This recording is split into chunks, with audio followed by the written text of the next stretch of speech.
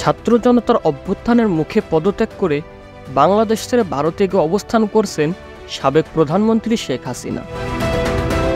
তবে ভারতে তার এই অবস্থান নিয়ে মিশ্র প্রতিক্রিয়া সৃষ্টি হয়েছে। সর্বশেষ হাসিনাকে ভারতে থাকতে দেওয়ায় দেশটির প্রধানমন্ত্রী মোদীর সমালোচনা করেছেন অল ইন্ডিয়া মজলিসে ইত্তেহাদুল মুসলিমিনের সভাপতি আসাদুদ্দিন ওয়াইসি।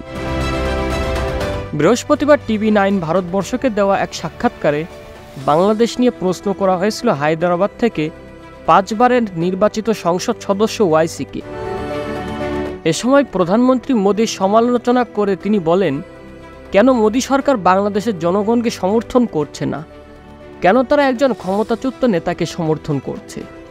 এ সময় মামলার জের ধরে ভারতের কাছে বাংলাদেশ হাসিনাকে প্রত্যর্পণের জন্য আবেদন করতে পারে এমন সম্ভাবনার কথাও বলেন ওয়াইসি। তিনি বলেন, কাল যদি ভারতকে বাংলাদেশ সরকার শেখ হাসিনাকে ফিরিয়ে দিতে বলে তাহলে আপনি কি করবেন? ওয়াইসি বলেন, আপনি কেন বাংলাদেশের সাবেক প্রধানমন্ত্রী শেখ হাসিনাকে ভারতে আসতে দিলেন? এর আগে রাজনৈতিক প্রেক্ষাপট পরিবর্তনের পর বাংলাদেশের পরিস্থিতি নিয়ে সামাজিক যোগাযোগ মাধ্যম এক্সে একটি পোস্ট করেছিলেন ওয়াইসি।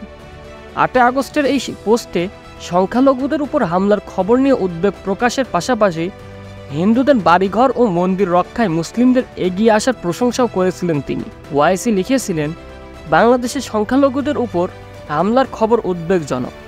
আন্তর্জাতিক আইন অনুযায়ী সংখ্যালঘুদের জীবন ও সম্পত্তি রক্ষার জন্য বাংলাদেশের সরকার ও কর্তৃপক্ষের দায়িত্ব রয়েছে।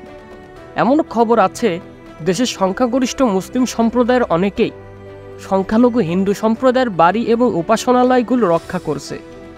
এই আদর্শই হওয়া উচিত।